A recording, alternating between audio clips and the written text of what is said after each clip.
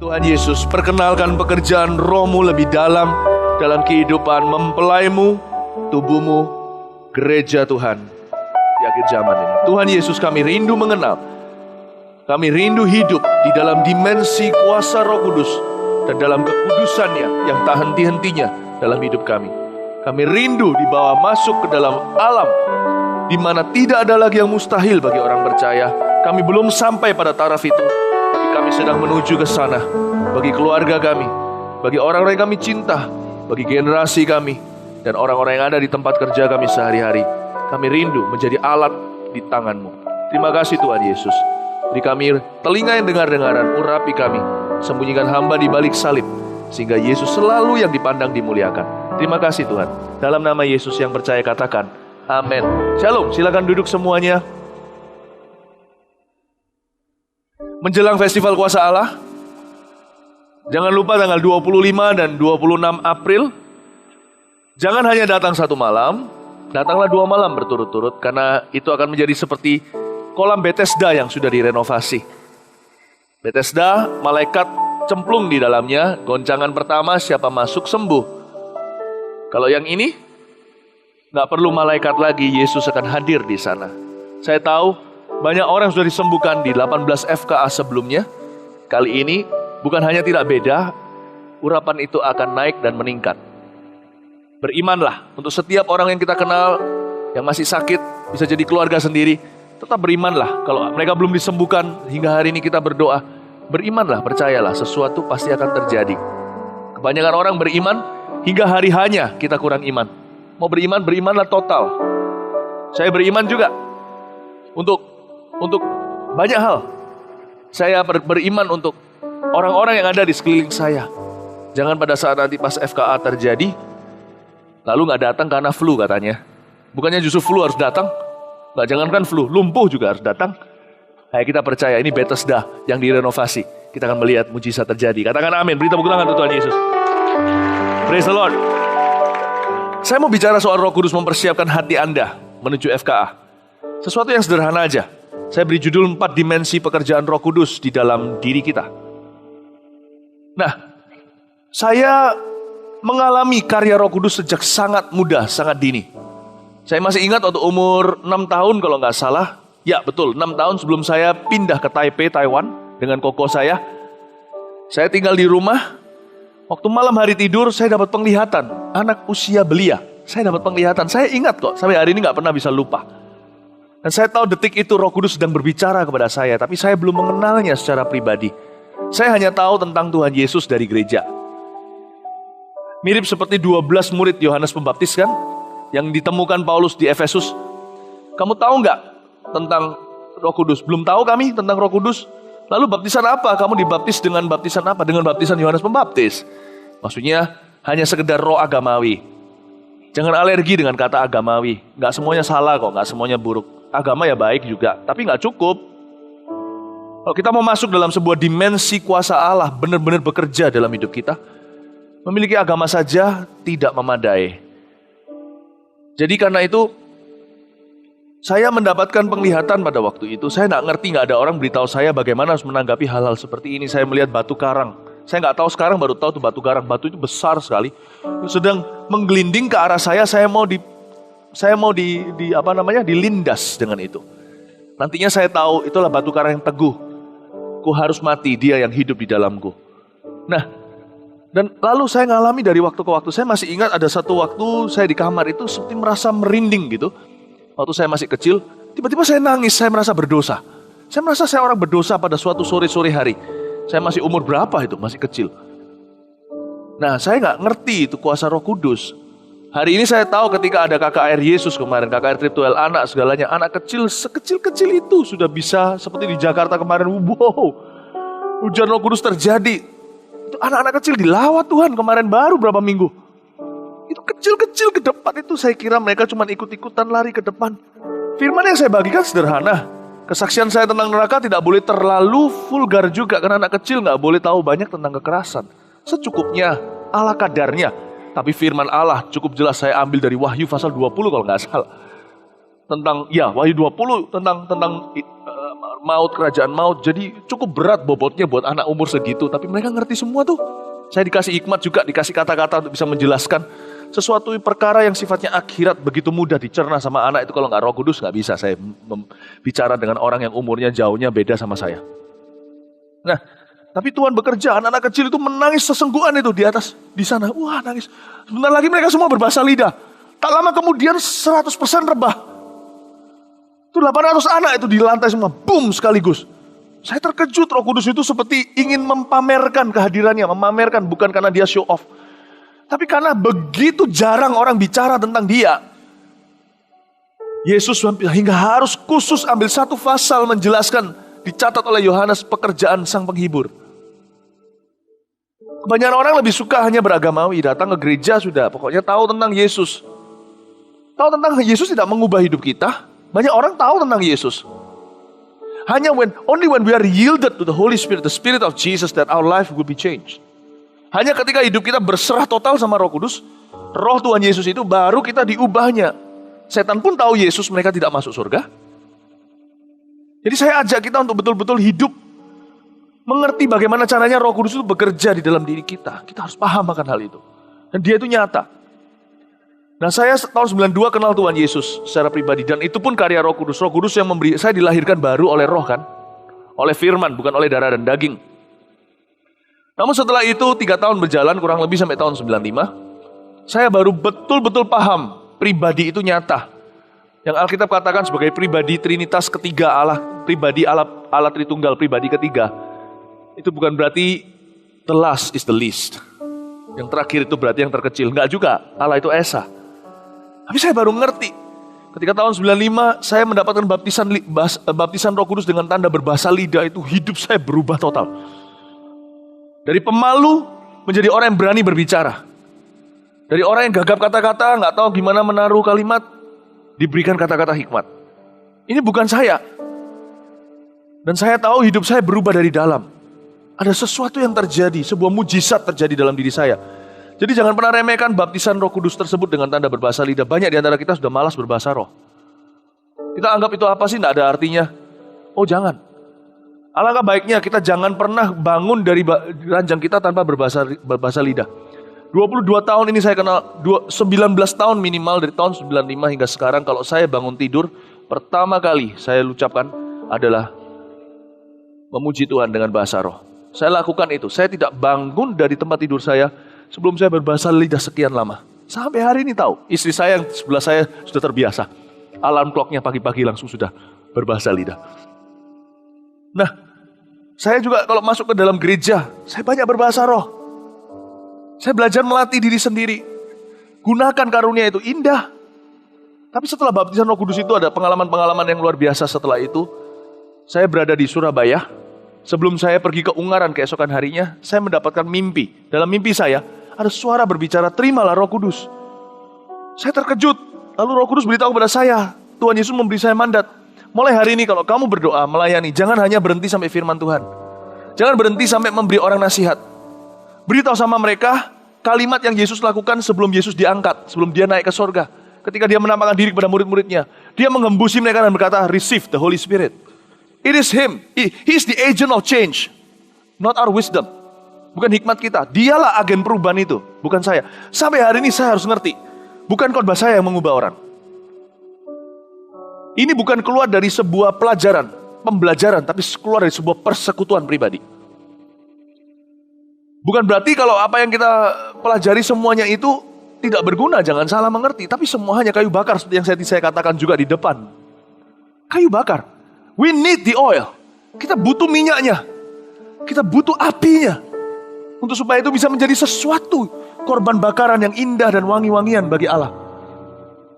Jadi saya ajak kita untuk sungguh-sungguh membangun hubungan yang intim dengan Roh Kudus setiap hari. Dan hidup saya berubah total setelah itu. Setelah mimpi itu. Pelayanan saya diubah setelah mimpi itu. Lalu tidak lama setelah itu waktu saya berkhotbah di Ungaran, saya masih ingat saya berkhotbah di depan anak-anak kecil 50-an orang. Khotbah saya cukup lama, saya mengajarkan banyak hal tentang kuasa, tentang kerajaan Allah, kerajaan surga. Saya melihat burung merpati. Jadi terkejut, saya nggak bisa, saya biasanya nggak aneh-aneh gitu kalau selesaiin khotbah ya, selesaiin khotbah. Tapi hari itu saya tercengang dan 50 anak itu diam nungguin saya ngapain. Saya tercengang cukup lama, 20 menit ada. Saya melihat sambil menangis, saya melihat burung merpati. Saya lihat dengan mata kepala saya, bukan penglihatan. Saya lihat itu datang dekat dengan sinarnya kebiru-biruan indah. Sejuk di hati. Saya melihat burung merpati yang sedang berdarah-darah. Lalu Tuhan Yesus berkata, itulah rohku yang telah dilukai sana sini. Dia dipadamkan, diperdebatkan, ditolak, difitnah. Dan di antara gereja-gerejaku terutama. Saya sedih melihat itu. Sejak hari itu saya mengambil keputusan untuk betul-betul terbuka sama karyanya. Biar orang bilang saya apa terserah, mau ngeroh, mau apa kayak terserah. Asal jelas saya punya fondasi yang kuat. Saya gak peduli orang mau bilang saya apa. Tersesat kayak apa kayak. I will stick with the Holy Spirit, not with my might, not with my power, as long as I live. Saya tidak akan bersandar kepada kuat gagah perkasa saya seumur hidup saya. Saya akan terus bergantung dengan dia. Itulah salah satu alasan kenapa saya terus berbahasa lidah.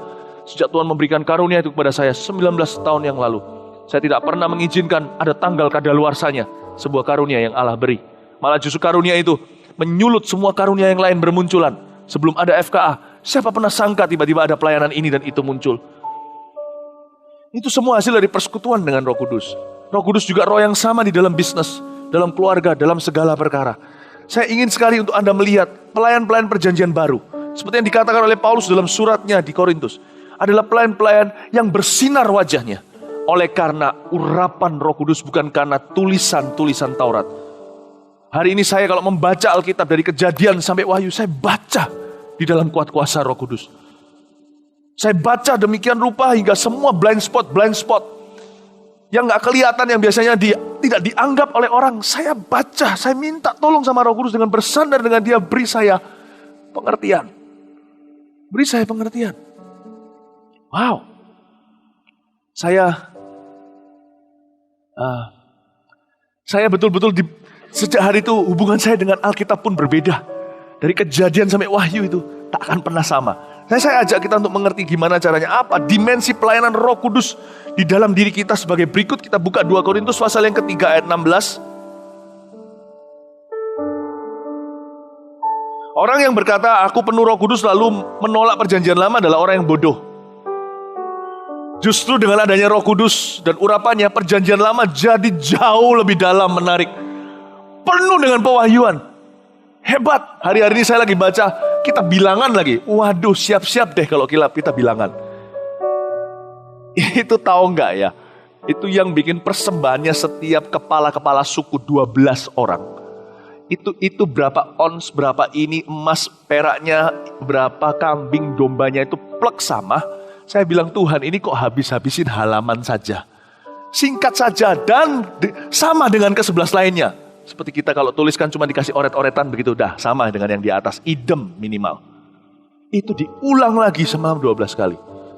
Tuhan beritahu sama saya, Roh Kudus beritahu sama saya, don't skim it. Jangan baca cuma lewat itu. Tentunya gak perlu sampai juling melihat artinya apa. Tapi kalau kamu bisa lewati 12 itu berturut-turut, berarti kamu punya kesabaran cukup untuk melewati 12 apapun. 12 ujian apapun dalam hidupmu, 12 kali pun kamu akan bisa menang selalu dan melulu. Saya baca dan roh saya diubah. Pikiran saya mentok rasanya. Baca semuanya itu. Sampai kepada ayat sekian saya tahu, iya 5 kambing jantan. Udah tahu dari tadi dari ayat sebelumnya. Saya tetap baca. Tuhan bilang sama saya, di sini aku ajari kamu kesabaran. Roh Kudus jadi guru saya dalam segala kebenaran. Kalau kita punya Roh Kudus, kita akan baca perjanjian lama dengan pewahyuan di dalam roh kita yang tiada tandingannya. Untuk kita baca itu saya diajar sama Tuhan untuk bisa melalui apapun 12 kali dan lulus semua, lulus selalu dan menang melulu. Baik itu ujian maupun tantangan, baik itu pelayanan atau apapun juga, tidak ada lagi bagi saya yang namanya repetisi. Saya tahu bahwa Tuhan ajari saya untuk panjang sabar dalam segala sesuatu. Kalau saya ajarin aja tentang, saya ceritakan bagaimana Roh Kudus itu membuat indah. Roh Kudus itu bukan roh perjanjian baru, jangan salah. Dialah roh segala zaman. Waktu dunia dijadikan belum berbentuk, dia ada melayang-layang. Bersama dengan firman, firman itu berbicara, ada suara berkata, jadilah terang. Dia yang jadikan itu, dialah pencipta juga. Karena itu Roh Kudus disebut dengan atribut Allah dalam Allah Tritunggal. Oh, luar biasa. Kalau kita punya Roh Kudus ya, kan kita betul-betul melatih hubungan dengan beliau. Benefitnya itu gak keruan. Bener gak karuan? Dalam bisnis contohnya. My goodness. Tahukah Roh Kudus disebut sebagai roh yang memberitahu kepada kita apa yang akan datang? Yesus berkata di Yohanes 16. Coba kita tahu apa yang akan datang, kita selalu akan menang. Tak terhingga benefitnya orang yang mendekat kepada Tuhan. Tapi tentunya untuk kita dekat sama Tuhan pertama-tama gak boleh pikirkan benefitnya. Karena Tuhan itu pribadi. Itu yang membuat Roh Kudus terluka dari awal mulanya. Saya ajak kita, kebanyakan kita masih banyak, kalau kita gak sadari, gak hati-hati termasuk saya, lebih banyak conscious atau sadar dengan perkara-perkara yang masih kita lihat. Yang duniawi, yang sifatnya melihat ke kanan kiri. Jangan lupa, saudara.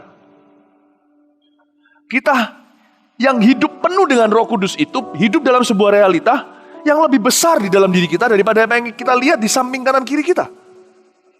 Kalau kita hidup masih di bawah tekanan, kita masih hidup di bawah tekanan untuk berkenan sama orang, sama manusia. Orang pikir apa? Nanti yang sana lihat aku enggak. Kalau demikian caranya kita beribadah kepada Allah, baik di gereja atau di luar sana, maka kita tidak akan membangun perkenalan dengan Allah. Kita akan mengalami kesulitan untuk percaya. Karena hidup kita lebih banyak digerakkan dengan apa yang kelihatan, bukan apa yang tidak kelihatan maupun yang nampak. Tuhan adalah roh, kata firman Tuhan. Saya ajarkan pada kita satu hal, kita harus mengambil keputusan hari ini. Dipenuhi Roh Kudus itu sebuah privilege atau sebuah keistimewaan, sebuah apa ya? Tahukah dipenuhi Roh Kudus sebuah hak orang-orang percaya? Tapi tahukah bahwa dipenuhi Roh Kudus juga sebuah perintah? Janganlah kamu mabuk-mabukan dan berpesta pora, tapi hendaklah kamu penuh dengan Roh Kudus. Dalam bahasa Inggrisnya be filled with the Holy Spirit. Sebuah perintah. It is an order. It is a new order of things. Bukan hanya sebuah perintah, itu sebuah tatanan yang baru. Orang yang penuh dengan Roh Kudus, hidupnya dituntun dan ditata oleh Allah dengan demikian rupa mengejutkan setiap langkahnya. Kita harus ambil keputusan dipenuhi dengan Roh Kudus. Sekarang saya jelaskan sedikit keempat dimensi tersebut. Kita baca ayat 16-18 bersama-sama. 1, 2, 3. Tetapi apabila hati seseorang, kita baca sama-sama. 2, 3. Tetapi apabila hati seorang berbalik kepada Tuhan, maka selubung itu diambil daripadanya. Sebab Tuhan adalah roh, dan di mana ada roh Allah, di situ ada kemerdekaan. Dan kita semua mencerminkan kemuliaan Tuhan dengan muka yang tidak berselubung. Dan karena kemuliaan itu datangnya dari Tuhan yang adalah roh, maka kita diubah menjadi serupa dengan gambarnya dalam kemuliaan yang semakin besar. Saya jelaskan ayat 16.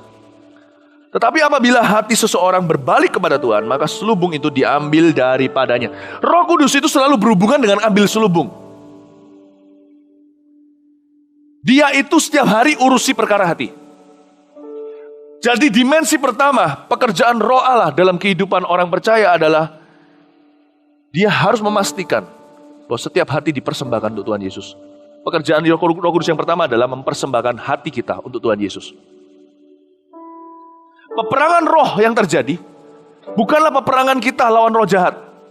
Sadarkah setiap hari daging kita memerangi roh Allah? Doa atau enggak doa? Itu biasa kan? Waktu doa pikiran kita di mana? Udah gitu. Daging kita ini senantiasa memerangi roh Allah.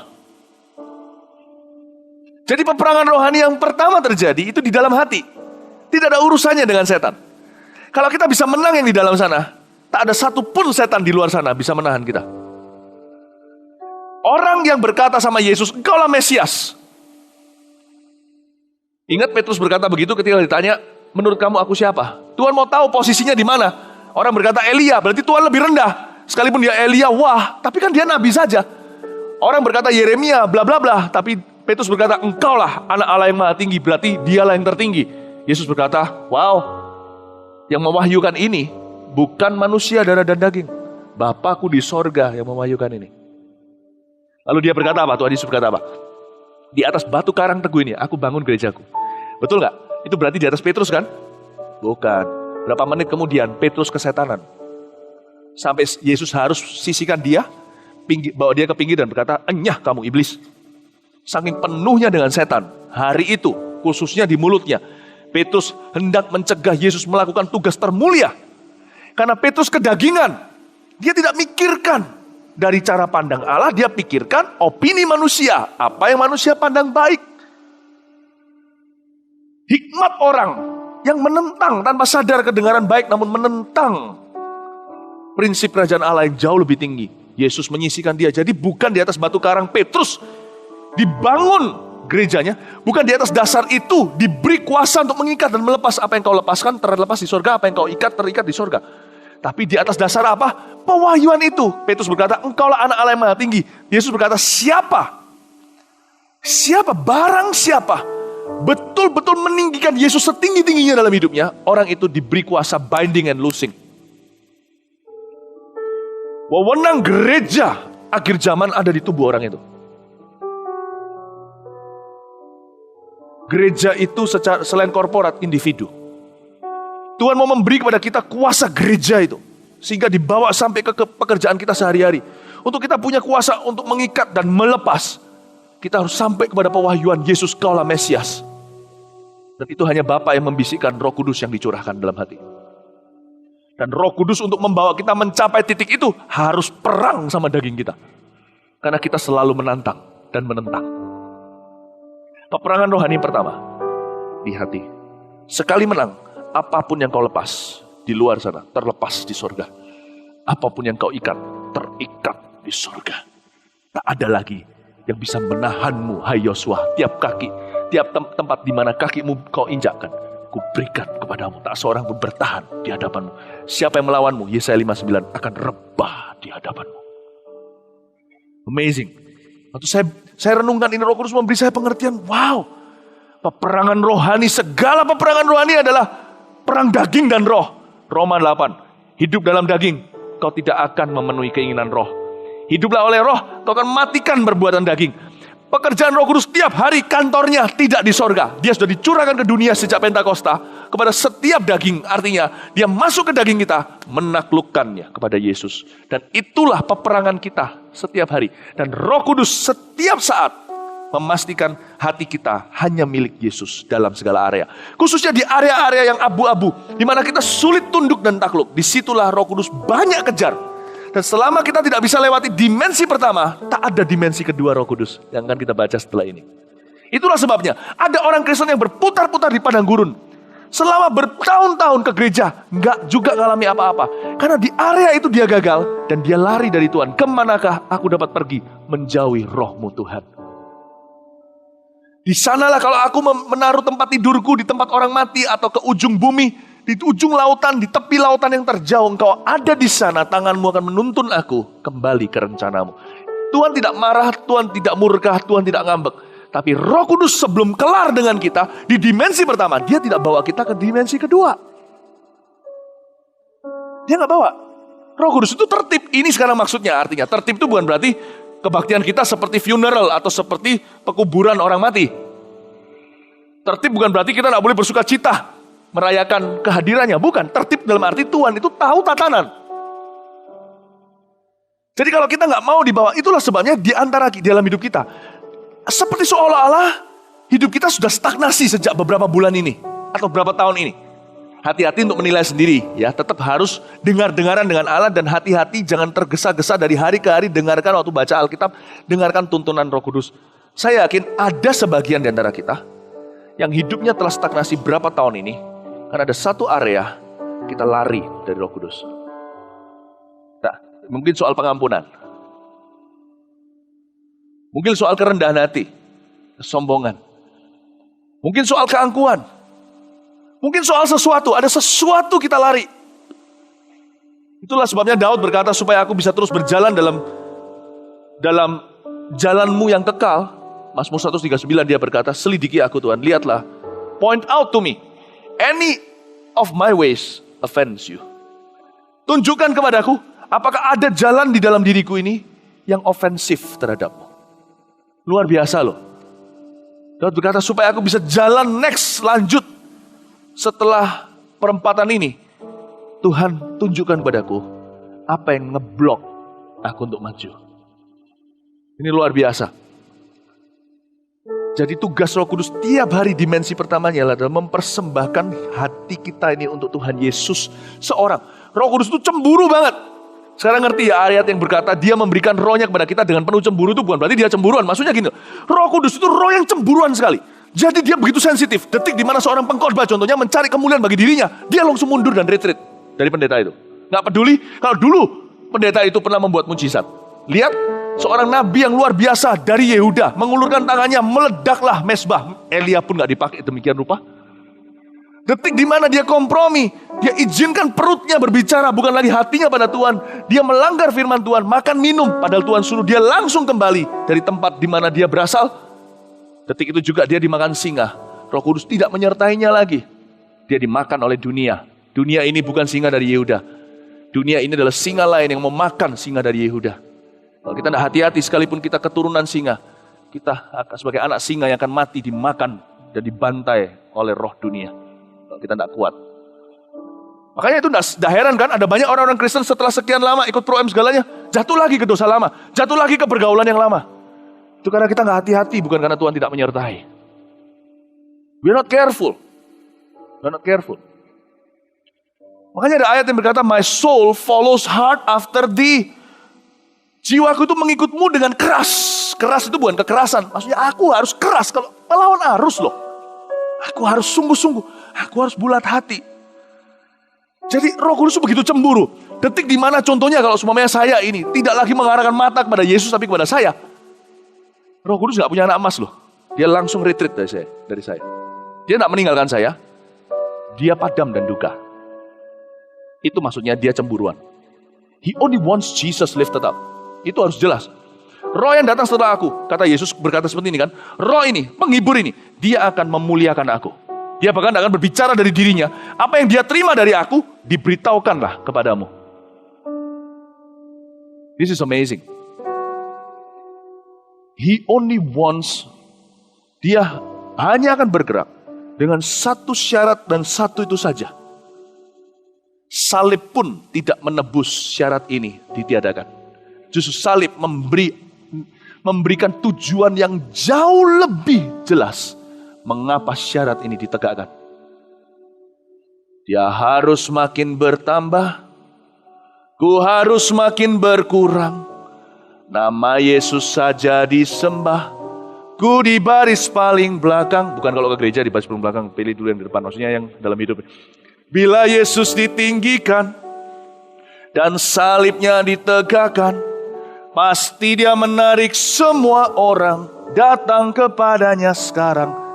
Ketika penyaliban Yesus, kenapa gempa bumi? Mau tahu kenapa? Karena Bapa dan Roh Kudus sepakat.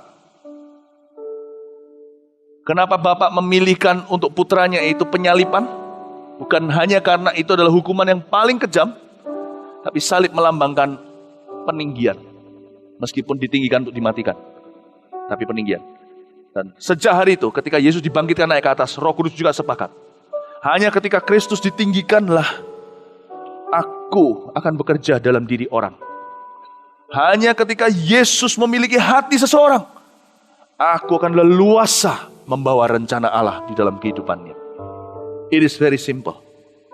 Nobody is special, only Jesus. Make that clear, settle that. Selesai, no question asked. Amin. Jadi tugas daripada Roh Kudus adalah mempersembahkan hati kita untuk Tuhan Yesus. Karena itu kita melulu dikejar di area itu. Pernah gak ngerasa begitu? Melulu itu terus. Kita gak beres nih. Katakan soal hubungan. Kita tidak memperlakukan istri kita dengan cara yang lemah lembut dan bijaksana. Kita kasar, kekerasan dalam rumah tangga. Lalu kita datang membawa amplop perpuluhan kita. Tapi ketika kita angkat, hati kita gak enak. Roh Kudus beritahu, aku bukan mau itu. Itu ya memang engkau sedang melakukan kehendakku. Tapi jangan lari dari yang abu-abu itu. Roh Kudus terus kejar. Atau bisa jadi, kita adalah suami yang begitu baik hati. Menyediakan pada istri semua yang dia butuhkan, termasuk sepiring berlian. Tapi kita tidak benar soal keuangan. Waktu kita mencintai, Roh Kudus kejar itu. Kamu gak benar loh soal uang. Dikejar sama Roh Kudus. Dikejar. Kenapa? Bukan karena dia ingin persembahanmu. Dia ingin hatimu. He wants your heart. He has a job. His greatest job on earth. Pekerjaan Roh Kudus terbesar di dunia ini. Bahkan bukan menemplak orang-orang berdosa. Tapi memuliakan Yesus. That is his greatest job. You make sure you and I know this. Tahu ini. Misi Roh Kudus terbesar. Kelihatan ketika mereka berbahasa lidah di bicurahan Pentakosta. Apa yang terjadi? Murid-murid semuanya memegahkan perbuatan Tuhan. Langsung kita tahu. Hal pertama, buah kedatangan Roh Kudus dengan cara spektakuler seperti itu. Hanyalah Yesus ditinggikan semakin tinggi lagi. Jadi dia akan kejar apapun dalam hati Anda dan hati saya yang belum milik Yesus. Sampai kita mati itu akan dikejar sama dia. Kalau tidak gitu Roh Kudus adalah roh penasaran. Dan dia tidak pernah jadi roh gentayangan. Dia akan mengejar. Jadi dengan kata lain, apabila kita cepat menyerahkan hal itu kepada Tuhan, maka sesungguhnya kita sedang menghemat waktu kita sendiri. Kita nggak perlu berputar-putar di padang gurun lagi. Ketika saya dibentuk Tuhan, sejak dulu, saya mau lari, Tuhan bilang sama saya, kembali.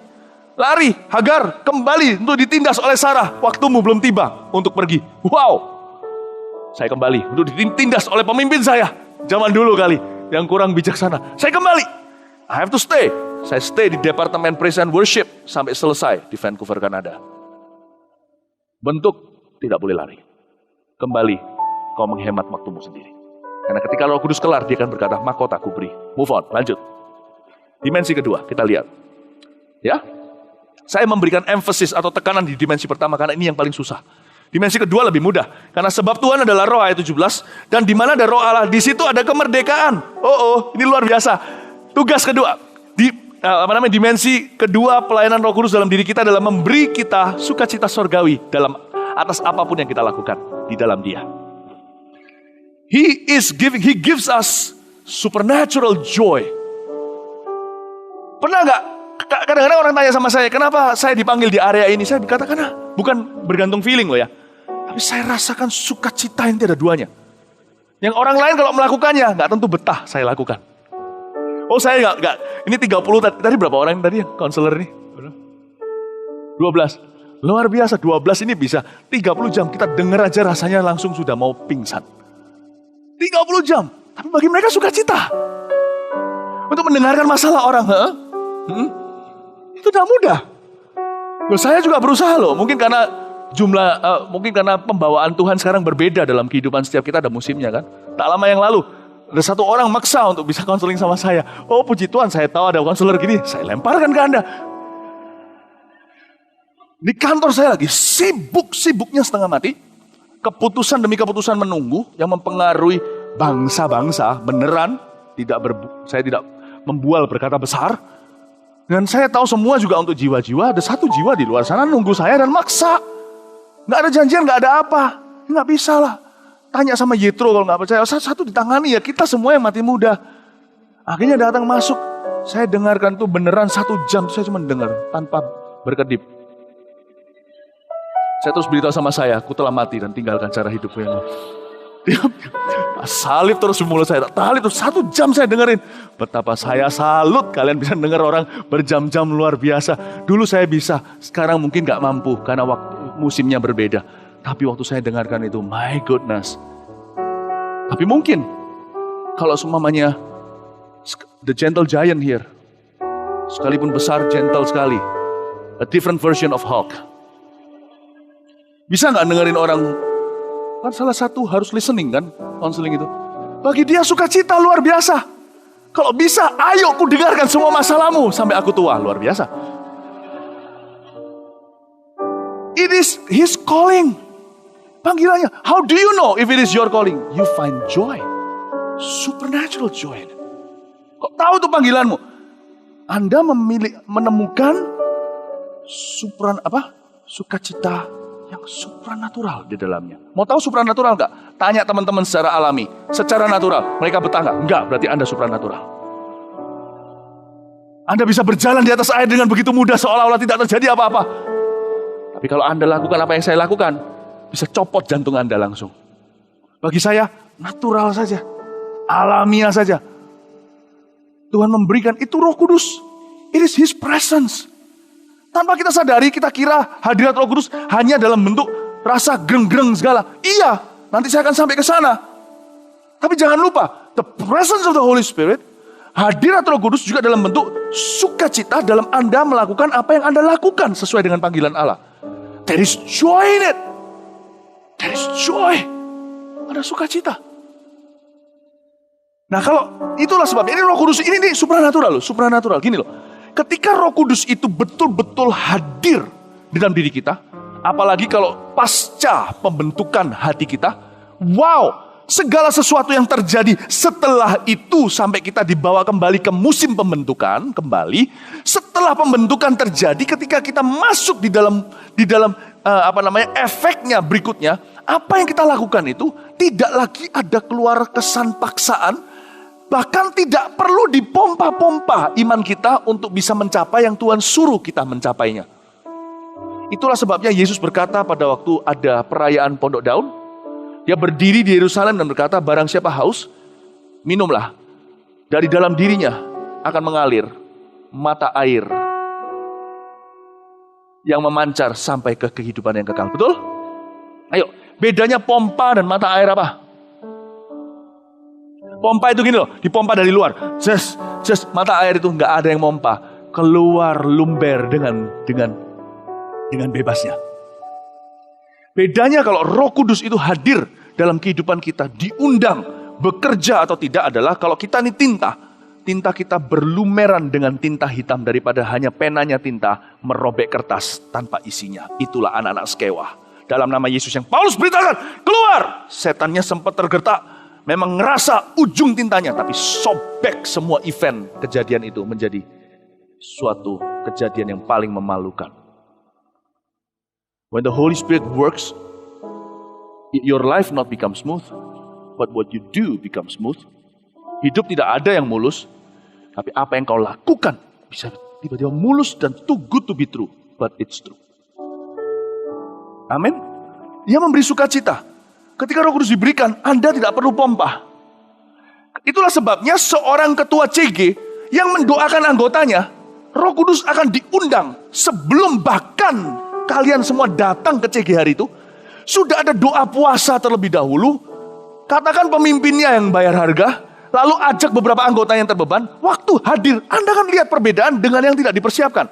Yang lainnya perlu dipompa, pompa, ayo mimpin, pompa. Tiba-tiba yang di sini keluar jamaah Allah. Orang-orang bisa terbeban sendiri. Orang-orang bisa berlomba. Orang-orang bisa sukacita melayani. Orang-orang bisa tergerak untuk bawa jiwa. Tak ada pompa. Hanya mata air yang memancar terus sampai kehidupan kekal. Itu perbedaan ministry yang pelayanan yang dikatakan di 2 Korintus 3. Yang berdasarkan tulisan yang mati, di loh batu, atau di loh hati oleh karena Roh Kudus. Itu sebabnya doa-doa perlu dipanjatkan. John Sung adalah hamba Tuhan yang dipakai sebagai obor Allah di Asia. Ini orang luar biasa. Saya pelajari, waktu saya belajar biografinya, saya selidiki. Suatu hari Roh Kudus memberitahu kepada saya untuk ambil satu buku yang waktu itu ada di rumah seseorang, saya pinjam. Padahal covernya lo gak menarik. Satu sinyo-sinyo dengan gambaran tangan orang, bukan foto beneran. Rambutnya pun rambut kuno zaman Tiongkok dulu. Tapi Roh Kudus beritahu sama saya, ambil buku itu. Kamu baca, belajar sesuatu dari kehidupan orang ini. Saya pelajari. Obor Allah di Asia, judulnya saya baca. Wow, tanpa saya mengerti. Ternyata berapa tahun kemudian saya diizinkan hari ini untuk menggembalakan dan memuridkan beberapa murid John Sung zaman dulu. Jadi bisa bayangin, John Sung itu datang ke Surabaya itu tahun berapa, tahun kakeknya kita. Jadi beberapa orang yang sekarang saya mentori ini, usianya sudah jauh di atas saya. Karena pernah hadir di kebaktian John Sung sekali lahir baru. Baru datang itu lahir baru. My goodness, we need that kind of service again. Don't you think? Itu langsung, ini orang-orang ini sampai hari ini gak ada follow up. Dari beberapa murid-murid John Sung yang saya sendiri sempat gembalakan maupun yang tidak, yang saya kenal satu persatu hingga hari ini. Padahal waktu mereka datang itu masih anak kecil, hadir di Surabaya, ada yang di Semarang, di mana datang gitu aja lahir baru, dengar firman-Nya satu kali doang. Lahir baru hingga hari ini masih melayani Tuhan dengan setia. Tak ada tanda-tanda celah. Kok bisa? Saya pikir-pikir kok bisa. Mau tahu? John Sung tiap hari 6 jam di lututnya. Saya tidak ajak Anda untuk meniru ini. Sekali lagi, bagi dia natural sekali. Tapi setiap iman sebelum jadi pohon, tetap jadi benih kan? Kalau Anda secara 5 menit doa kita nggak pernah bangun dengan Tuhan, mana bisa suatu hari jadi pohon apa-apa? Jangan bandingkan ini pohon beringin, ini pohon kelapa. Setiap pohon beda-beda. Tapi setiap kita tetap harus jadi pohon, bukan Mas Musa tuh? Nah kalau kita dari benih aja udah nggak setia, gimana jadi pohonnya? Jadi tanaman apa? John Sung tuh 6 jam begini doa satu-satu untuk convertnya. Tidak heran pelayanannya tidak diisi dengan pompa. Dengan merek berbeda-beda. Tidak ada merek John Sung cuma satu. Mata air Roh Kudus. Mereknya Yesus. Saya mau belajar dari orang ini.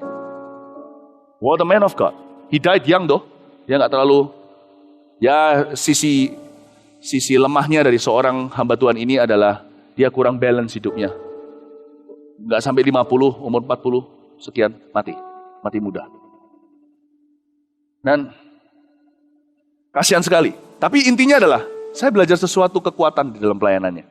Orang ini melakukannya bukan dengan gagah perkasanya. Dia punya sukacita. Dan dia tidak mengakhiri dengan daging apa yang dia mulai dengan rohnya. Dan dia cari sukacita itu dalam hadirat Allah. Ya Tuhan, bekerjalah melalui aku. Bukannya Tuhan, kasihku kekuatan untuk bekerja untukmu. Bukan, Tuhan bekerjalah melalui aku. Itu beda. You work through me. You work through me. Kelemahan John Sung cuma satu sih. Dia hanya berkata, Lord, you work through me. Dia nggak lanjutkan, and through my family. He wasn't a good family man. Dan dia mati setelah itu. Dia nggak berzina, tidak skandal segala, tapi dia meninggal dunia. Dan semua anak-anaknya tidak ada satu-satu pun dari keluarganya yang melayani Tuhan. Saya mau ajak kepada Anda satu hal. Lanjutkan, Tuhan memberi kita sukacita dalam apa yang kita lakukan. Lanjutkan hal itu. Jangan bergantung dengan kekuatanmu. Cari Tuhan. Amin. Yang ketiga. Sebab Tuhan adalah roh dan di mana ada roh Allah di situ ada kemerdekaan. Itu maksudnya ya. Kemerdekaan tadi itu ayat 17. Itu yang poin kedua, memberi kita sukacita surgawi. Sehingga yang kita lakukan itu bukan keluar dari jajahan, perbudakan, tapi dari kemerdekaan orang-orang percaya. Wow, bebas, lapang dada. Sekarang yang poin ketiga, dimensi ketiga pelayanan Roh Kudus dalam diri kita sebagai berikut di ayat 18. Dan kita semua mencerminkan kemuliaan Tuhan dengan muka yang tidak berselubung. Ketiga, mencerminkan kemuliaan Tuhan. Ini bagus sekali. 4 dimensi pelayanan Roh Kudus. Yang pertama adalah ia mempersembahkan hati kita untuk Tuhan Yesus. Yang kedua, Roh Kudus memberi kita sukacita surgawi dalam apa yang kita lakukan. Dan menambahkan sukacita itu kalau kita mencarinya. Ketiga, Roh Kudus di level ketiga ini akan memakai segala sesuatu dalam hidup kita untuk kemuliaan Tuhan Yesus. Kalau di level pertama, dia mau hati kita dulu dipersembahkan untuk Tuhan. Di level yang ketiga, dia sudah mulai memakai makan, minum, tidur, bangun kita. Dia mulai memakai segala perkara, segala sesuatu di hidup kita untuk kemuliaan Tuhan Yesus. Tidak usah dibuka, saya sudah siapkan ayatnya di 1 Korintus 10 ayat 31. Kita bisa baca di sini. Keluar dari mulut seorang yang juga hidup di dalam 4 dimensi kuasa Roh Kudus ini, yaitu Rasul Paulus. Munculkan di sini 1 Korintus yang saya sudah siapkan tadi. 1 Korintus 10 ayat 31.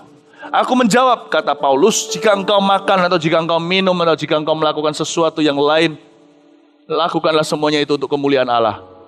Ini luar biasa loh.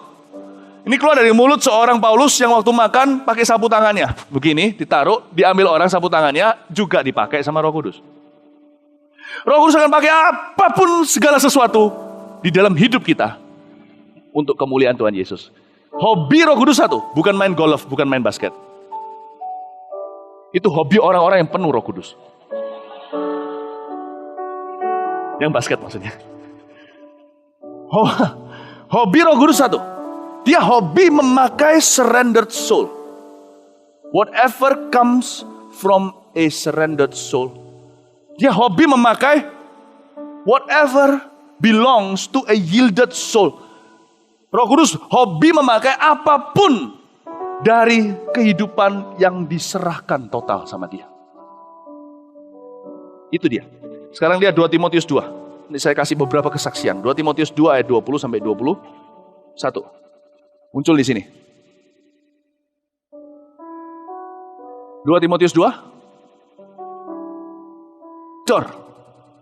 Ya. Oke? Gak apa-apa, dicari. Ya, dalam rumah yang besar bukan hanya terdapat perabot dari emas dan perak, melainkan juga dari kayu dan tanah. Yang pertama dipakai untuk maksud yang mulia, dan yang terakhir untuk maksud yang kurang mulia. Ada 2, maksud mulia, maksud yang kurang mulia. Sama mulia, tapi bukan 24 karat semua. Ya, lanjut.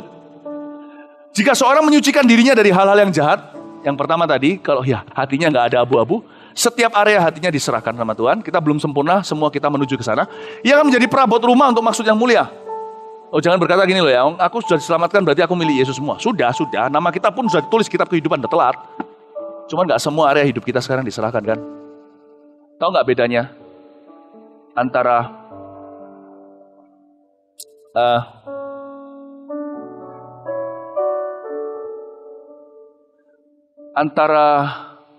holiness and sanctification? Holiness itu kekudusan. Kita disebut umat Allah yang kudus, imamat yang rajin, raja di bangsa yang kudus. Sudah, bukan karena perbuatan kita, itu karena pembelian Kristus. Dia dari suci menjadi dosa, supaya kita yang dosa menjadi suci. Ngerti maksud saya? Terjadi pertukaran di salib itu. Dari 2/3 salib sesuatu terjadi.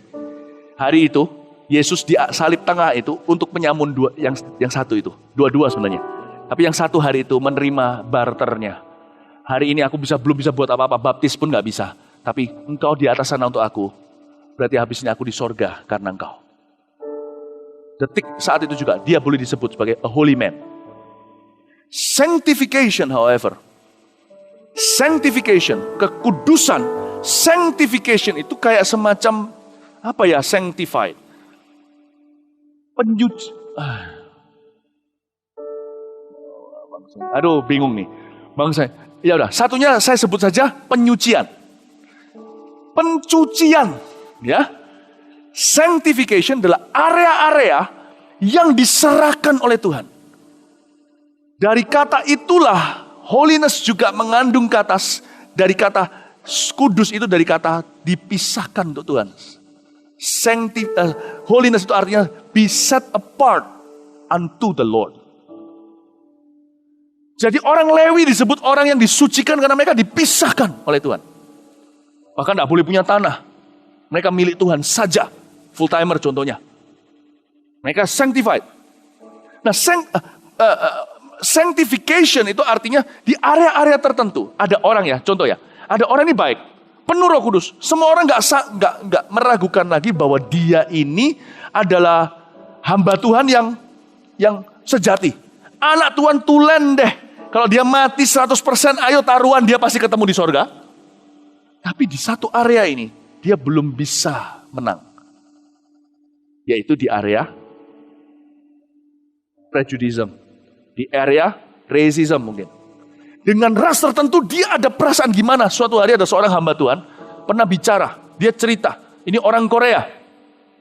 Dia sudah dipakai Tuhan segala, tapi suatu hari ketika dia dipanggil sama Tuhan seperti Yunus kepada Ninive, dia dipanggil Tuhan untuk melayani orang Jepang. Kita sama Jepang, ya udah lupa. Orang Korea jauh lebih mendendam.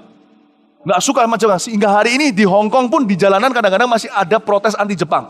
Kalau Anda pergi ke sana kebetulan jalan-jalan ya, ada orang-orang itu, saya mikir-mikir lagi seperti mau pukul dahi kepala saya di depan mereka. Alamak, udah lama terjadi, ya sudahlah, maafkanlah. Sampai sekarang masih berkata orang Jepang jahat dan sebagainya, ditunjukkan koran-koran atau ditunjukkan foto-foto dari zaman perang dulu. Sudahlah, yang lalu anak-anak muda Jepang sekarang loh. Saya pergi ke sana kemarin, Tokyo, Hokkaido semuanya. Udah nggak tahu papa mamanya ngelakukan apa kok. Anak-anak Jepang sekarang nggak ngerti semuanya tentang sejarah itu. Ya, jadi waktu terjadi begitu, saya mikir, ya orang-orang Hong Kong, orang-orang China masih ada yang benci dengan Jepang, apalagi kalau dipicu dengan pulau kecil itu. Nah sekarang orang-orang Korea tidak kalah sengitnya, mereka sangat-sangat mendendam. Khususnya generasi yang lebih tua. Mau tahu apa yang terjadi enggak? Dia cerita ketika Tuhan utus dia ke Jepang. Ketika orang Jepang datang untuk minta dilayani, dia langsung muncul aslinya.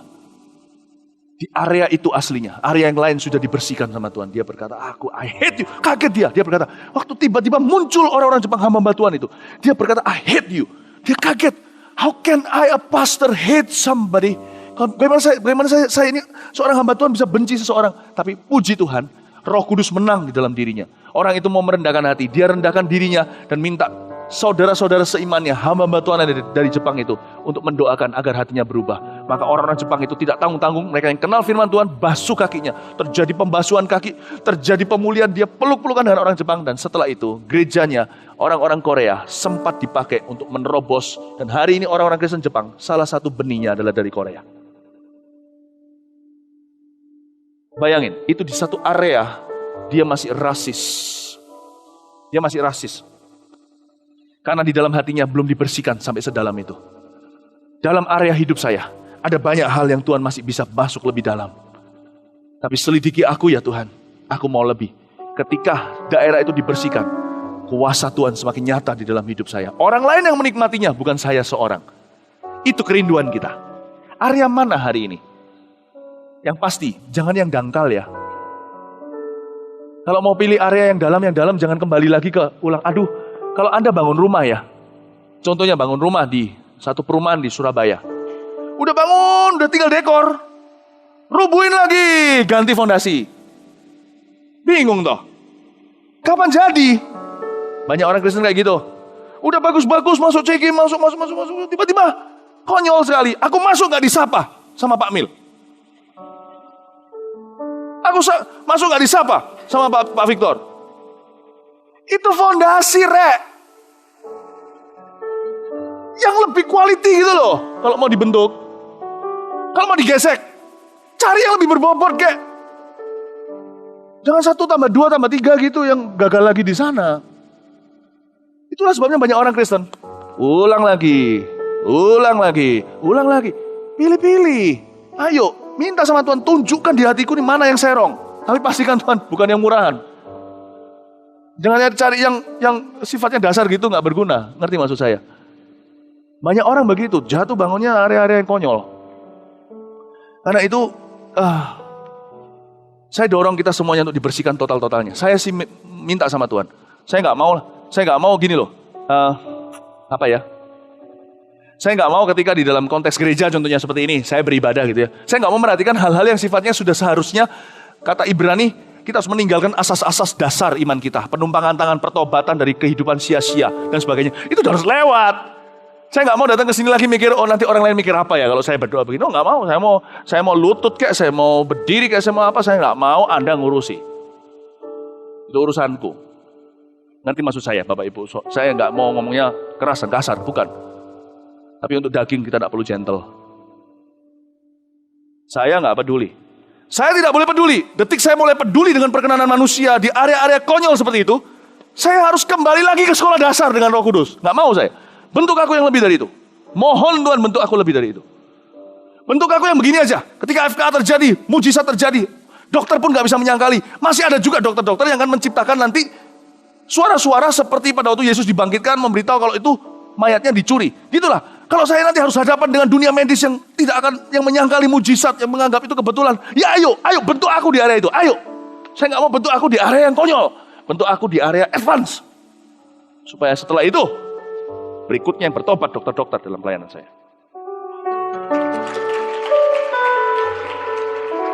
Bedakan, itu bukan keangkuhan. Pilihan. Hidup itu memilih battlefield atau medan perang apa yang kau mau hadapi. Pilih gordennya, pilih karpetnya, pilih tackle-nya, pilih sendiri bangunan seperti apa yang kau mau dibangun.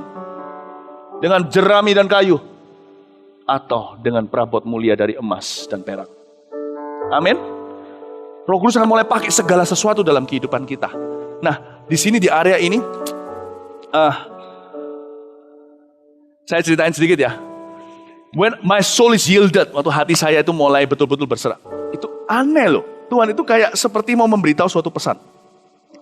Aduh, saya banyak sekali cerita benar untuk kemuliaan Tuhan, tapi nggak habis-habis saya ceritakan saking banyaknya. Tapi bagi saya mau lebih banyak lagi. Saya masih haus dan lapar akan Allah.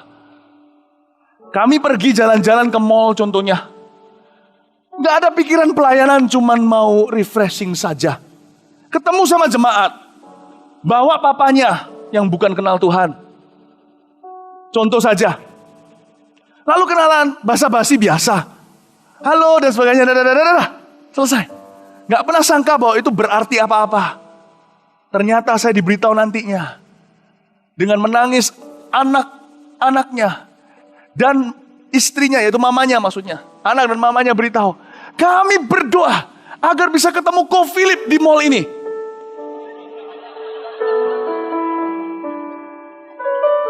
Sebab Papa tidak pernah mau ke gereja. Papa mengeraskan hati, tidak percaya. Papa itu tidak percaya sama semua gereja. Tapi terakhir-terakhir ini, kok gak keberatan dengar khotbahnya Ko Philip. Malah kesannya kok tertarik dan senang. Kalau bisa ketemu aja Tuhan, sekali aja Papa pasti terbuka. Wow, saya gak sangka saya bisa. Begitu pentingkah? Ya sudah, sekali-kali sadar diri gak apa-apa. Tapi jangan lebih dari itu, nanti saya sadar saya telanjang. Kata Adam dan Hawa kan. Jadi saya biarin gak apa-apa. Tapi ini pengalaman buat saya. Wow, ketemulah. Setelah itu papanya terbuka. Papanya ke gereja. Gini loh. Perabot itu, sofa, ketika diduduki gak ada yang suaranya aduh, gak ada kan? Gak ada yang komentar. Sofa semua itu kalau dipakai itu gak sadar. Jadi jangan pernah mengira dipakai Tuhan itu hanya di atas mimbar. Ketika Roh Kudus memerintah dalam hidup kita, segala sesuatu dipakai. Segala sesuatu kau sadari tidak sadari dipakai oleh dia. Menjadi perabot mulia itu artinya itu. Artinya dipakai sama Roh Kudus. Maksudnya tadi itu makan minummu pun dipakai. Saya pergi ke sana yang nggak doa dulu, Tuhan Yesus hari ini mau ke GM, TP atau kemana? Enggak lah. Jalan aja. Ternyata kami dituntun Tuhan sesuai dengan doa orang. Tapi kami tidak disadarkan. Kalau kami sadarkan, kami nanti bisa kesel. Masa refreshing aja diatur sama jemaat kan gitu. Tapi ternyata ya faktanya diatur sama jemaat. Kami jadi jawaban doa tanpa kami merasa kami didoakan. Ngerti maksud saya? Itu terjadi gak sekali dua kali loh. Dan salah satu sekarang jadi tangan kanannya Ko Bernard di Semarang. Salah satunya full-timer. Bukan full-timer, sorry. Volunteer, pengusaha yang diberkati Tuhan. Begitu, ketemu di Bali, ketemu berapa kali? Bisa di Bali itu ketemu di airport, lalu habis itu berkata doa lagi, Tuhan kalau memang betul, ketemu di hotel, terus ketemu di Jimbaran. Dalam satu hari ketemu 3 kali. Lalu mereka berdua dengarkan itu jam kehidupan pada waktu setel, istrinya mandi, suaminya iseng setel, menangis dan berbahasa lidah kalau nggak salah. Saya nggak sangka, video kayak pertemuan kayak gitu kemana. Dipakai Tuhan, saya berdoa ya Tuhan, pakai aku lebih. Yang terakhir di LA, nggak terakhir sorry, ada banyak. Tapi cerita saya terakhir sekarang ini, yang untuk yang poin ini. Siap-siap pulang jam 10. Saya di LA. Saya di LA mau pergi, setelah khotbah di sebuah tempat di gereja di LA, saya pergi ke kamar mandi, kembali duduk, di sentrong AC, saya pindah persis angle-nya di pintu situ dari jendela kelihatan jalanlah orang Korea. Orang Korea yang punya gereja, salah satu jemaat atau salah satu hamba Tuhan Korea di gereja 7 hektar besarnya di downtown LA. Itu tempat saya khotbah saat itu. Datanglah dia nggak hadir di kebaktian saya. Tapi dia lihat, lalu Roh Kudus beritahu sama dia, masuk. Dia lihat saya panggil saya keluar dan saya tanya sama dia apa yang bisa saya bantu. Dia berkata, saya orang Korea, Roh Kudus suruh saya masuk, ngomong sama Anda. Dan betulkah Anda punya beban untuk Korea Utara? Saya bilang, iya. Korea Utara, iya. Terus saya beritahu sama dia, kenapa Anda tanya gitu? Saya peneguhan buat saya. Saya minta Tuhan mengurapi saya hari ini, sebab saya hari ini harus memutuskan.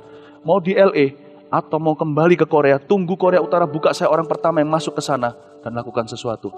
Pastor, please anoint me now. Put your hand on my endas.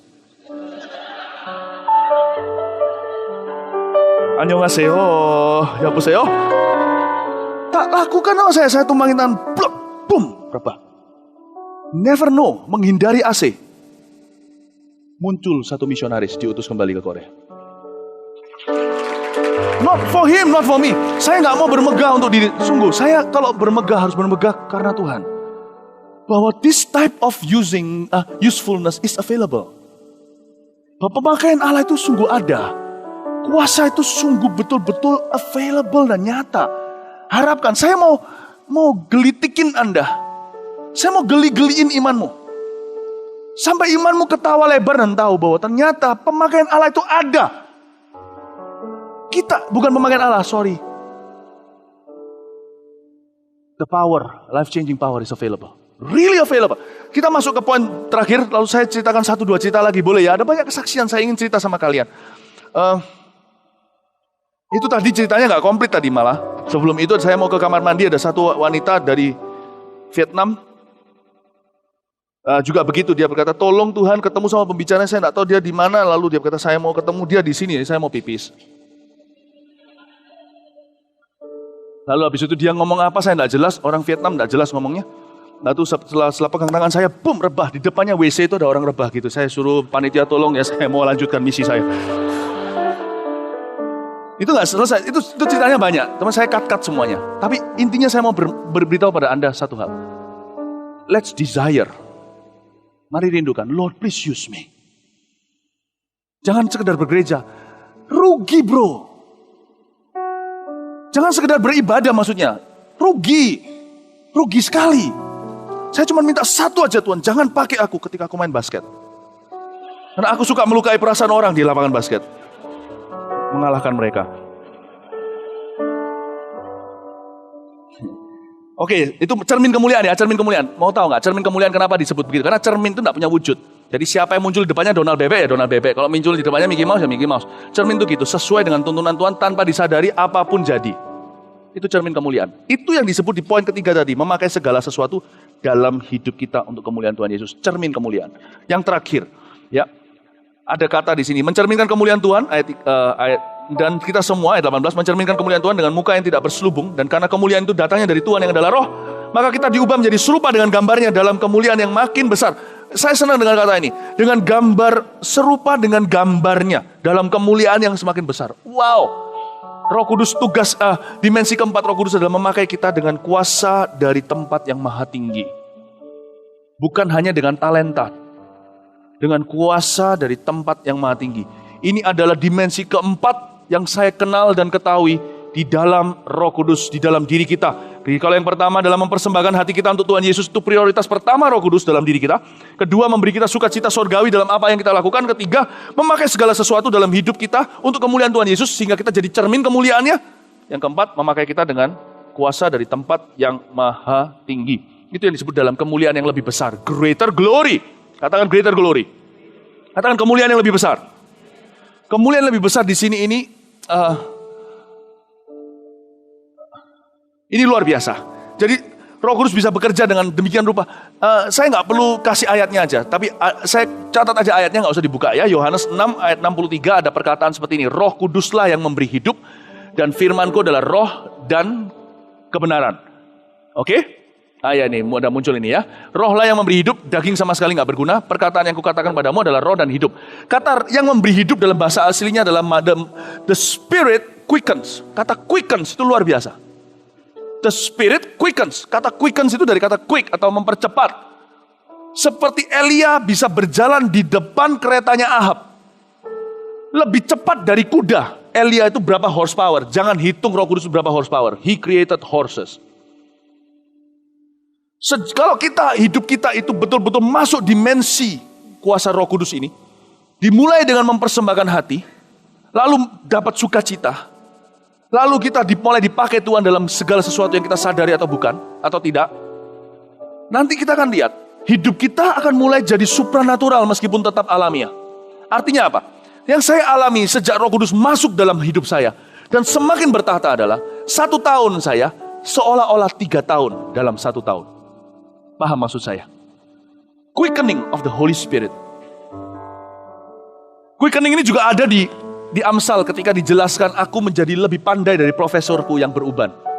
Kira-kira gitu bahasa sehari-harinya. Firman Tuhan memberi intelligence. Ini bisa begitu rupa. Orang idiot kalau betul-betul baca firmannya itu dengan kuasa Roh Kudus, urapan Roh Kudus, dia bisa jadi juara sebentar lagi. I believe with all my heart. The quickening power of the Holy Spirit is real and available.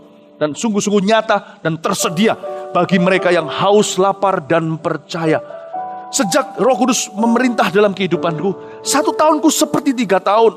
Jadi 19 tahun ini, 19 kali 3. 57 tahun seolah-olah aku telah hidup, padahal dalam 19 tahun sejak tahun 95. Saya merasa seperti sudah 57 tahun. Kalau ketemu sama teman-teman yang lama, kalau mereka tidak maju dalam Tuhan, kita akan bisa merasakan, jangan sombong, jangan tunjukkan. Kita merasakan bahwa mereka sudah ketinggalan, jauh di belakang kita. Roh Kudus adalah roh yang canggih. Dia cepat sekali. Quickening of the Holy Spirit. He quickens and he slows down. Yesus ketika di kuburan, kan dia tidak bisa beraksi lagi karena Tuhan Yesus sudah mati. Pada hari ketiga dibangkitkan, bukan? Kenapa kok nggak bau? Sedangkan Lazarus hari keempat aja ketika Yesus suruh buka kuburannya, semua khawatir, tak terkecuali cici-cicinya khawatir. Nanti kalau dibuka bau sekali, sudah 4 hari. Yesus kenapa nggak bau? Kain kafannya juga nggak bau. Roh Kudus slows down or stopped the process of decaying.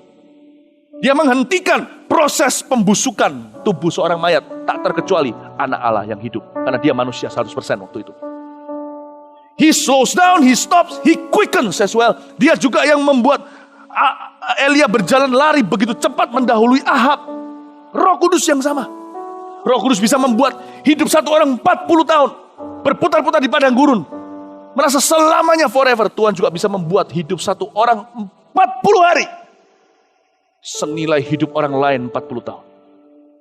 He quickens. He quickens your business. He quickens you. Dia mempercepat. Dan gak cuma itu. Kuasa dari Yang Maha Tinggi itu juga. Yohanes 16 ayat 8-11 itu bicara tentang gimana dia menginsafkan dunia akan dosa. Saya berkali-kali mengalami mengecap kuasa yang adikodrati. Dan saya rindu lebih. Paham maksud saya? Saya merindukan lebih. Merindukan lebih. Khususnya di dalam hal menemplak dunia ini akan dosa. Beberapa kali dalam hidup ini, saya pernah mengalami tanpa berbuat apa-apa, Roh Kudus menemplak orang-orang di kanan kiri saya. Di Bandung pernah, di Surabaya sini pernah di sebuah penjara. Dan yang juga salah satunya waktu di Ungaran. Waktu itu Tuhan templak orang-orang yang ada di sana. Boleh saya ceritakan satu aja lalu selesai ya? Boleh ya? Oke ya? Satu aja, ya. Thank you ya. Nah, saya ceritakan satu ini dengan tujuan begini loh. Saya sekali lagi ingin menggelitik Anda. Menceritakan cerita-cerita yang seolah-olah dari planet lain. Karena kita hidup terlalu biasa. Agar kita tidak merasa aman, puas sampai di sini saja. Turun dari doa di Ungaran, Jawa Tengah. Kami berdoa, ada satu season of prayer, ada satu musim berdoa. Turun. Tiba-tiba ada anak-anak muda di halaman depan gereja, cukup panjang itu, cukup dalam, maksudnya cukup jauh. Itu berkumpul semuanya, anak-anak jalanan kali. Mereka kumpul semuanya. Satu persatu masuk, menangis di jamah Tuhan, bertobat, terima Yesus. You want to know what happened? Salah satunya memberitahu kepada saya. Dan dalam nama Yesus saya ngomong ini. Betul-betul gak ada maksud sama sekali untuk menonjolkan diri. Saya hanya ingin memberitahu kepada Anda bahwa kuasa seperti ini betul-betul ada. Kemuliaan lebih besar itu memang ada. Kalau Anda mencarinya, Anda akan terkejut. Yeremia 33. Aku memberitahu kepadamu kalau kamu berseru kepadaku. Kalau kamu tidak puas sampai di sini, aku akan memberitahu kepadamu apa yang kamu belum tahu. I'll give you hidden treasure, hidden power you've never had before. Sebuah kuasa tersembunyi dari berabad-abad. Yesus itu, dia adalah pengharapan dengan kemuliaan. Kolose. Dan salah satunya memberitahu kepada saya, kami semua melihat wajah Anda bersinar. Satu-satu masuk. Dan itu sesudah itu terjadi kebangunan rohani berbulan-bulan lamanya. Di antara orang-orang yang bertobat. Di antaranya sekarang adalah pendeta-pendeta kita. Salah satunya yang dulu pernah gembalakan di Pontianak, Benny namanya. Itu melihat wajah bersinar. You will never know. Kita gak akan pernah tahu kalau wajah kita bersinar. Harus orang lain yang berberitahu. Kuasa Tuhan itu terjadi demikian rupa. Kakak sepupu saya, waktu di Bandung, tidur satu kamar, saya berdoa, semalaman kelepak-kelepak begini. Besok paginya dia pergi, dia mandangin saya dengan pandangan gak enak. Waktu dia kembali lagi, dia cerita sama saya, panggilan saya waktu itu, Titi, jangan awas panggil saya begitu. Dia bilang, gak tahu kenapa semalaman Koko ini merasa orang paling berdosa tidur di sebelah. Karena kebetulan saya dinginapin di kamarnya dia. Kamar gak ada kamar lagi, yang lainnya sepupu yang lain. Dan dia beritahu, saya merasa kotor berdosa. Ada apa dengan kamu, Ti? Saya malah tanya, ada apa dengan saya? Saya bilang, ada apa dengan kamu kok? Tidak sampai 15 menit kemudian, dia sudah berlutut di lantai, menangis terseduh-seduh dan berbahasa lidah. Tidak sampai 45 menit kemudian, om tante saya dan seluruh keluarganya terseduh-seduh. Dan termasuk om saya langsung berbahasa lidah di tempat. Don't clap your hands. Saya mau beritahu dulu. Hari itu, I come face to face with a power foreign to me. Saya menghadapi berjumpa dengan suatu kuasa yang bagi saya seperti dari luar angkasa. Saya nggak tahu ini apa. Saya nggak bicara satu patah kata. Itu orang nggak tahan di samping saya bukan karena saya maha suci. No. Saya banyak kelemahan dan kekurangan. Tapi satu hal, waktu kita mau dibentuk Tuhan, menyerahkan semuanya. Kita belum tentu sempurna. Dan waktu kita tahu ada kuasa seperti ini, kita haus dipakai lebih. Tuhan akan mendengar doamu dan dia akan memakaimu lebih. Dan Tuhan akan memberimu, menunjukkan padamu kemuliaan yang lebih besar yang belum kamu tahu. Kalau Anda menginginkan. Nah, sekarang boleh tepuk tangan. Mari kita semua bangkit berdiri. Mari kita berdoa. Terima kasih ya Tuhan. Oh haleluya. Haleluya. Oh Lord, thank you Jesus. Maafkan saya agak molor sedikit ya. Untungnya besok Minggu. Jadi besok kita nggak kerja. Terima kasih ya Tuhan Yesus. Jangan lupa 25-26 di FKA bawa banyak jiwa. Di sini juga 26 nantinya ke FKA kan semuanya kan? Betul ya? Oke Lord, thank you Lord Jesus. Makasih ya Tuhan. Roh Kudus, hamba minta kepadamu, muliakan Yesus lebih lagi dalam hidup kami. Tuhan Yesus, tambahkan dimensi takaran daripada hadirat kuasa-Mu di dalam kehidupan kami. Hamba mohon Tuhan bekerja dengan cara-Mu yang paling heran dalam kehidupan kami. Jemaat Pro M khususnya, beri kehausan hati, hausan lapar akan Kau. Kami tidak mau biasa-biasa jadi orang Tuhan. Rugi. Really. Apapun yang kami lakukan bukan bersandar dengan Roh Kudus, itu ujungnya tak ada buah. Roh Kudus, oh Tuhan terima kasih. Kami mohon tangan Tuhan bekerja dalam kehidupan kami. Terima kasih ya Tuhan. Thank you Lord. Thank you Lord. Thank you Lord. Thank you Lord. Thank you Lord. Thank you Lord. Thank you Lord. Sanana mata kapata kapata. Ina mara mata kaya rana mata ya sanana mata ya rara mata. Oh ramata ya sanana. Pakai kami lebih. Pakai kami lebih. Greater glory, greater glory, greater glory. Kemuliaan yang lebih besar yang belum kami ngerti dan ketahui. Greater glory Lord Jesus. Greater glory. Kemuliaan yang lebih besar lagi. Oh ramata ya nana maya sanana mata kara mata kara mata kaya nana maya. Greater glory Lord. Greater glory. Greater glory Lord Jesus. Greater glory Lord. Kemuliaan yang lebih besar. Tunjukkan pada kami Tuhan. Kemuliaan lebih besar itu. Kemuliaan Yesus. Gak apa-apa bawa kami ke gunung tinggi. Kami mau bayar harga. Bawa kami untuk melihat perubahan wajah Yesus. Ketika jubahnya menjadi putih. Lebih putih daripada semua deterjen yang bisa cuci.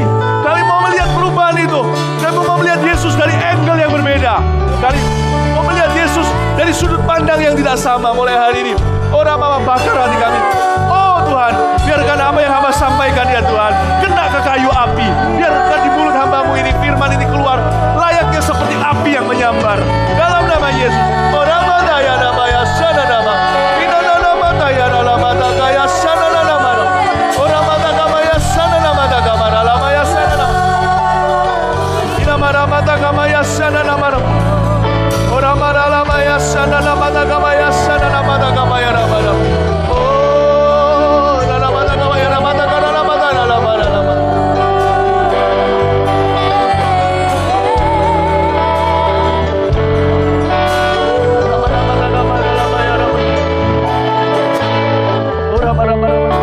Kita akan nyanyikan satu lagu ini. Sabar-sabar saja kalau ada yang mau pulang dulu. Saya akan berdoa aja dengan sederhana. Kita gak akan lama-lama juga, tapi kalau ada yang pulang dulu, monggo silakan.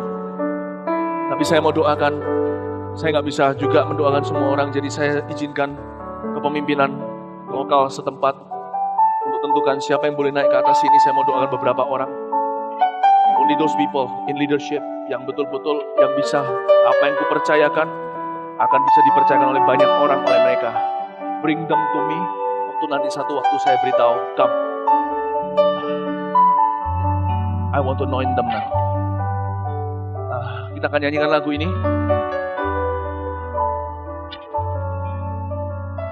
Dan bawa pemimpin-pemimpin itu, kalian yang milih siapa yang harus maju di sini dulu. Nggak bisa doain seluruh jemaat. Saya nggak tahu kategorinya apa, dalam CG atau di dalam kepemimpinan tim apa, nggak tahu. Kalian yang tentukan. Roh Kudus hadir di sini. I want you to feel this anointing I'm talking about. Mengalir di bait suci, perkara ajaib pun terjadi. Semua tim leader bisa maju ke depan. Semua tim leader, Karena Roh Allah sedang bekerja. para ketua koordinator ministry, Roh Kudus hadir di sini. siap-siap di depan. Mengalir di bait suci, perkara ajaib pun terjadi, kuasa mujizat nyata, karena Roh Allah sedang bekerja. Tiada yang mustahil dan tiada yang sukar.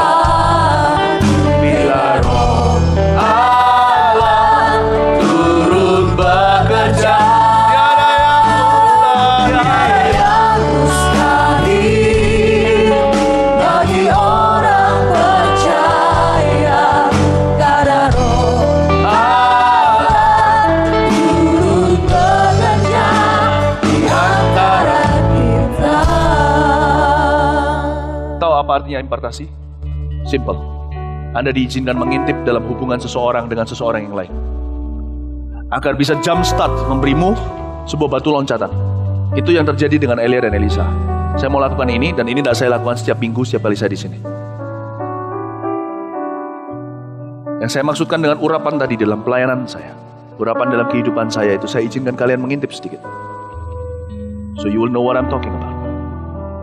So this is what we're gonna do. Saya akan nyanyi. Kita akan nyanyi sekali lagi. Dan saya akan mulai berdoa bagi orang-orang ini.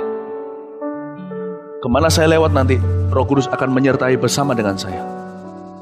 Kalian buka hati saja. You know, I'm not only I'm going with him, he's also going with me. Bukan hanya saya jalan dengan dia, dia jalan dengan saya. Tidak usah tunggu saya tumpang tangan. Saya hanya akan berjalan dengan dia. He's gonna be with me. He's gonna be with me. And you're gonna see the power behind, the real power behind any ministry. It is the Holy Spirit of Jesus. Saya berdoa di dalam nama Yesus hingga hatimu diperbaharui, urapanmu pun diperbaharui, diperbesar. Dan di sini saya bisa, Roh Kudus tunjukkan pada saya ada beberapa hati yang sudah robek sebenarnya, ada kecapean. Ada beberapa yang sudah jenuh, dan Tuhan akan membakar dengan yang baru. Oh Ramatakaya. Da da da na na na na na na. Da da da da da da da. Da da da da da. Da da da da da.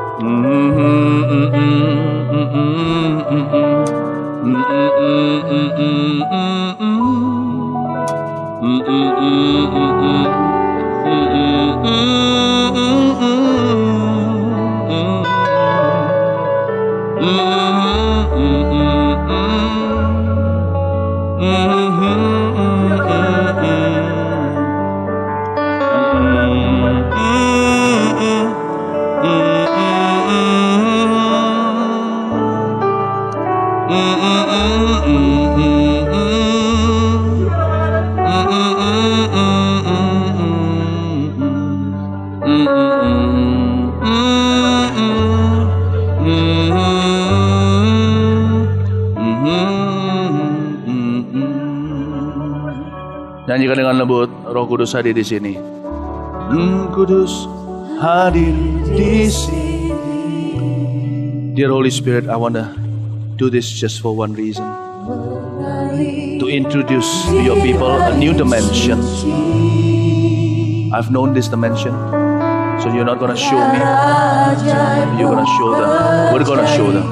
I pray for the spirit of revelation, spirit of power, spirit of sanctification and holiness. Roh Kudus hadir di sini. Roh Kudus hadir di sini. Mengalir, mengalir di bait suci. Wherever I walk, Lord Jesus, Ajaib pun terjadi. just bless your people, my Lord, I pray. Just bless your people. Karena Roh Allah Sedang bekerja. tiada yang Mustahil dan tiada yang suka bila Roh Allah turut bekerja. tiada yang mustahil Tiada yang mustahil bagi orang percaya. bagi orang percaya. Karena Roh Allah turut Tiada yang mustahil. tiada yang mustahil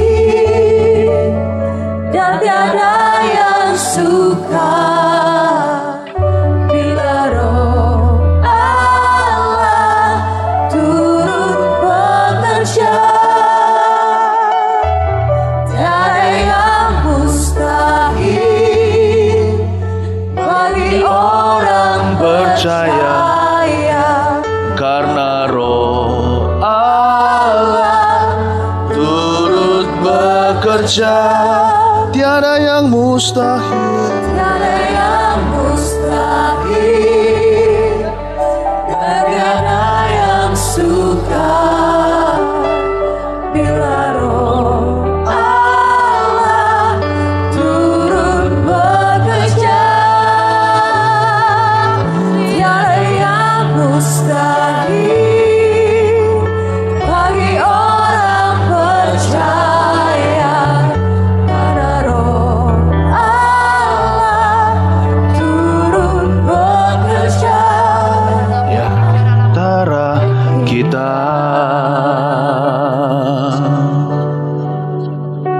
Shanana mataka para pataka para lapata karala.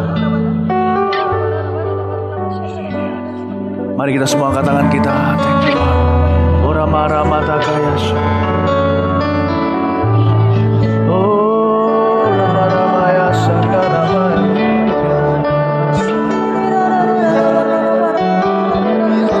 Taruh mikrofonmu sini. Come, stop. Thank you Lord. Just sembah dia, rama-rama jangan berhenti. Receive a new unction. Jesus.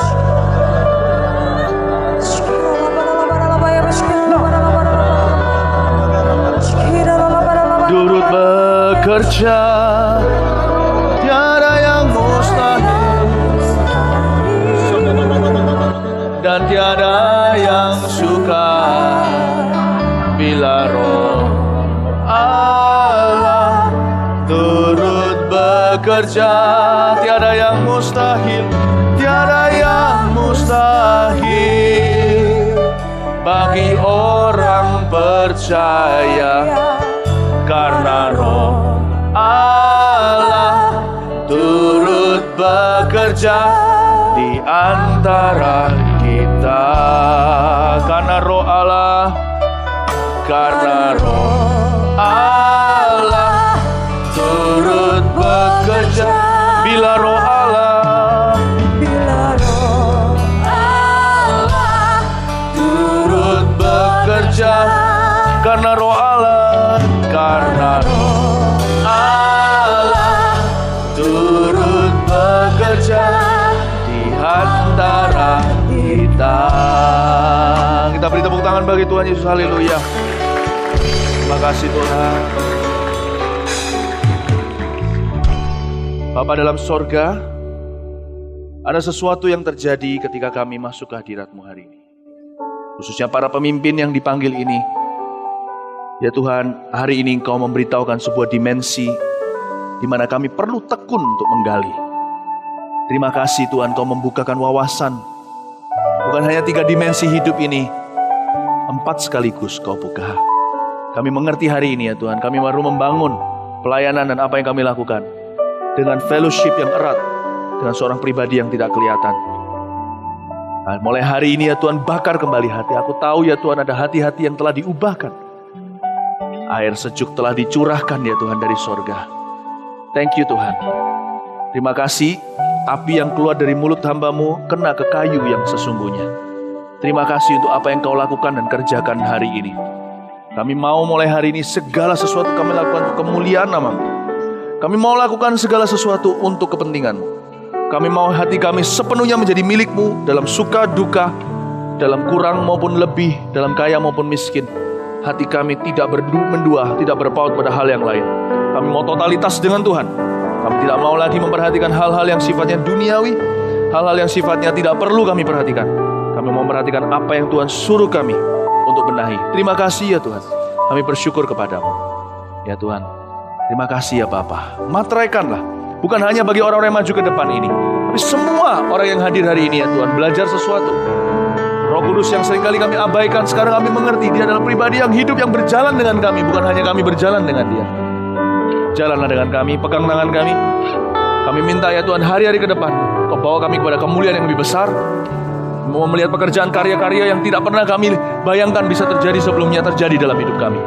Kami mau lihat mujizat-mujizat-Mu yang nyata ya Tuhan Yesus, agar dunia tahu dan percaya bahwa Engkau Yesus adalah Tuhan dan di atas segalanya. Terima kasih Tuhan. Kita akan menerima doa berkat. Silakan. Terima kasih Tuhan. Mari kita angkat tangan kita bersama-sama. Terima kasih ya Tuhan untuk kuasa Roh Kudus-Mu di tengah-tengah kami.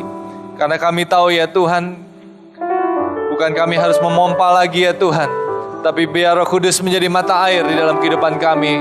Dan mata air ini keluar ya Tuhan, menjadi berkat buat banyak orang. Angkatlah tangan-Mu di mana Engkau berada hari ini. Terimalah berkat Tuhan. Biar damai sejahtera Tuhan selalu bersama-sama dengan Engkau. Kuasa Roh Kudus beserta dengan diri-Mu kemanapun Engkau berada. Kau akan menjadi mujizat di tengah-tengah lingkungan-Mu, di tengah-tengah saudara-Mu, di tengah-tengah tempat kerja-Mu. Tuhan akan memakai Engkau terus lagi di dalam kehidupan-Mu dengan dahsyat, dengan luar biasa. Kami berdoa ya Tuhan Yesus, hamba-Mu berdoa untuk setiap jemaat-Mu diberkati Tuhan, untuk naik dan tidak akan turun, jadi kepala dan bukan jadi ekor. Dan apapun yang kami perbuat pasti akan berhasil. Di dalam nama Tuhan Yesus yang terima berkat Tuhan katakan amin. Beri tepuk tangan yang meriah bagi Allah kita.